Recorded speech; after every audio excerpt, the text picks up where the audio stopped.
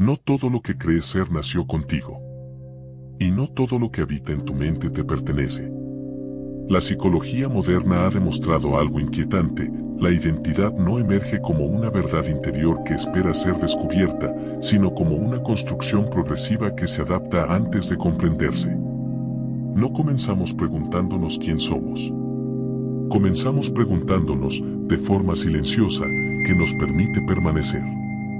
William James, uno de los fundadores de la psicología científica, afirmaba que el yo no es una entidad sólida, sino un flujo continuo de experiencias, hábitos y recuerdos que buscan coherencia. No somos algo fijo.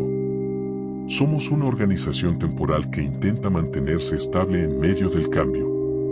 Esa organización comienza mucho antes de que exista lenguaje. Antes de que exista reflexión. Antes de que exista elección consciente. Jean Piaget demostró que la mente infantil aprende mediante adaptación al entorno. No evalúa significados profundos. Evalúa consecuencias. ¿Qué conducta evita el castigo? ¿Cuál garantiza aceptación? ¿Cuál reduce la tensión interna? Lo que funciona se conserva. Lo que amenaza la estabilidad se inhibe.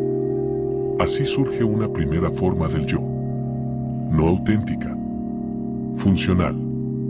Este mecanismo no es un error. Es supervivencia. El cerebro aprende a ajustarse porque ajustarse mantiene la continuidad. Y la continuidad, para la mente, equivale a seguridad. El problema aparece cuando esa adaptación inicial se cristaliza. Cuando la mente continúa reaccionando como si el entorno nunca hubiera cambiado. Cuando la respuesta deja de ser estrategia y se convierte en identidad. En ese punto, el individuo ya no recuerda por qué empezó a actuar de cierta manera. Solo sabe que así es. Carl Jung llamó a esta construcción la persona, la máscara psicológica que permite la interacción social. No es falsa, pero es incompleta. Sirve para existir en el mundo, pero cuando ocupa todo el espacio interno, el individuo comienza a fragmentarse. Ya no actúa desde lo que experimenta, sino desde lo que representa. Ya no responde a lo que siente, sino a lo que se espera. La experiencia interna queda relegada. El rol toma el control. Lo perturbador es que este proceso no genera alarma. El cerebro no emite advertencias. Al contrario, lo refuerza.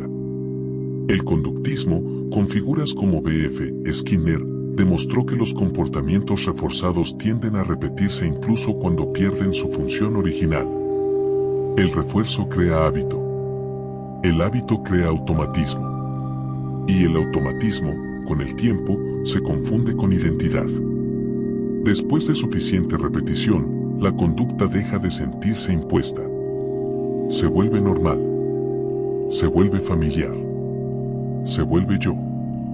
Aquí aparece una de las trampas más profundas de la psique humana: confundir lo familiar con lo auténtico. La neurociencia respalda esta trampa. La plasticidad cerebral demuestra que el cerebro se reorganiza según lo que se practica de forma constante. No distingue si esa práctica fue elegida o impuesta. Solo optimiza. Lo que repites, te moldea. Antonio Damasio explicó que muchas decisiones humanas no nacen del razonamiento consciente, sino de marcadores somáticos, sensaciones corporales asociadas a experiencias pasadas. Elegimos lo que se siente seguro, no lo que es verdadero. El cuerpo recuerda antes que la mente explique. Por eso abandonar una identidad aprendida provoca ansiedad real, no simbólica, fisiológica. El cuerpo reacciona como si algo vital estuviera en riesgo, aunque lo único que esté en juego sea una narrativa interna. El miedo al cambio rara vez es miedo al vacío. Es miedo a la desorganización. Sigmund Freud observó que el yo busca coherencia narrativa. Prefiere una historia consistente, incluso dolorosa, antes que una verdad que obligue a reorganizar todo el aparato psíquico. La mente protege la continuidad por encima del bienestar. Cuando una identidad se consolida, la mente comienza a defenderla. No por convicción, por protección. Cualquier cuestionamiento se percibe como amenaza. Aquí nace la resistencia psicológica. No como una barrera externa, sino como un reflejo interno que evita el colapso de lo conocido. Cambiar deja de sentirse como crecimiento. Empieza a sentirse como traición. Traición a versiones pasadas de uno mismo que sobrevivieron adaptándose. Versiones que hicieron lo necesario para no romperse. Viktor Frankl observó que la pérdida de sentido no siempre aparece como desesperación abierta. A menudo se manifiesta como vacío silencioso, como automatismo, como una vida funcional pero internamente desconectada. El individuo cumple roles, produce, responde, se mantiene ocupado, pero no se habita. Vive en tercera persona. Este estado se normaliza con facilidad. La repetición anestesia la percepción. Lo que se vive todos los días deja de cuestionarse. La incomodidad se convierte en fondo. El vacío se vuelve costumbre. La psicología cognitiva describe esquemas mentales, estructuras internas que organizan la realidad para mantener estabilidad. Cuando un esquema domina durante años, todo debe encajar en él o ser descartado. No ves lo que ocurre. Ves lo que confirma. Incluso el malestar se racionaliza. Se le da otro nombre. Cansancio. Estrés. Falta de disciplina. Nunca señal. Nunca advertencia.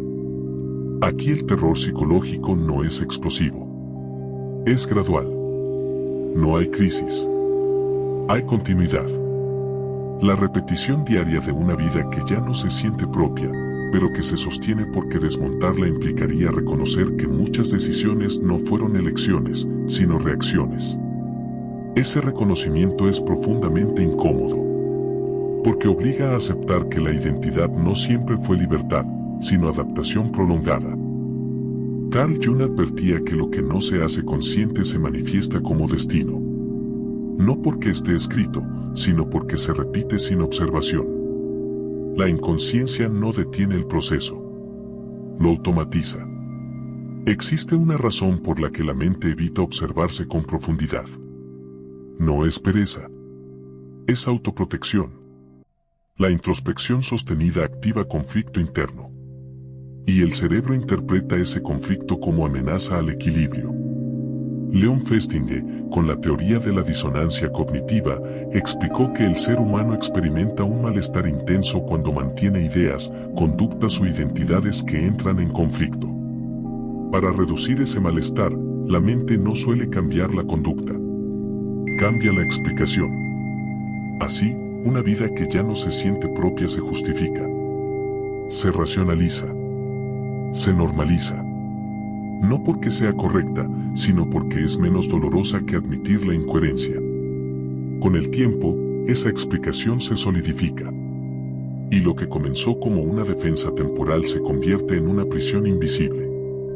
La psicología social ha demostrado que el individuo prefiere mantener una identidad coherente ante los demás, incluso cuando esa identidad ya no refleja su experiencia interna. La mirada externa pesa más de lo que se admite. No porque los otros controlen, sino porque la identidad necesita testigos para sentirse real. Aquí ocurre algo inquietante, el miedo ya no es a perderse, sino a ser visto sin el personaje. La exposición se asocia con peligro. El silencio se vuelve incómodo. La pausa se evita. El ruido constante no es casual. Es anestesia. Desde una perspectiva existencial, Rollo me señalaba que la ansiedad no siempre es patológica. A veces es la reacción natural a una vida que no está siendo vivida de forma auténtica. Pero la mente no interpreta esa ansiedad como señal. La interpreta como algo que debe eliminarse.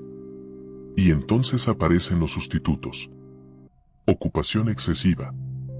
Distracción permanente. Productividad sin dirección.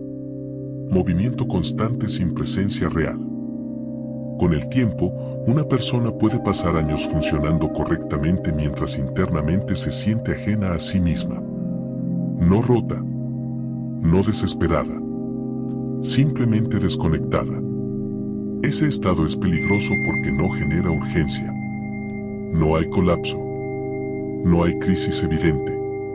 Solo repetición. La repetición desgasta la percepción. Y lo que no se percibe no se cuestiona.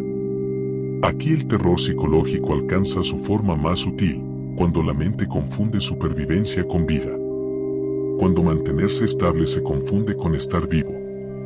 No hay enemigo externo. No hay amenaza visible. Solo una identidad que sigue activa mucho después de haber cumplido su función. La psicología profunda coincide en que el cambio real no comienza con acción, sino con observación prolongada. Pero observar implica tolerar incomodidad. Implica permanecer presente sin huir. Y eso es precisamente lo que la mente evita.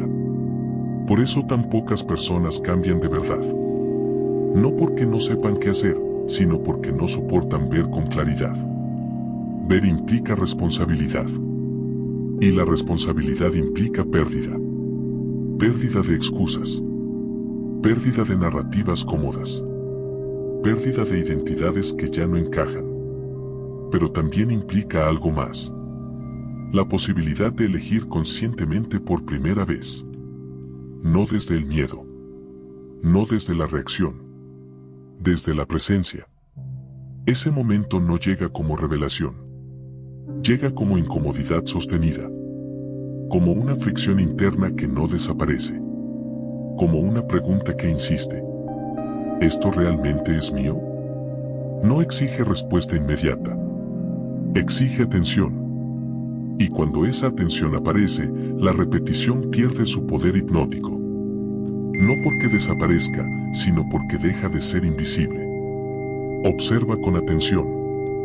No todo pensamiento es tuyo. No todo hábito es identidad.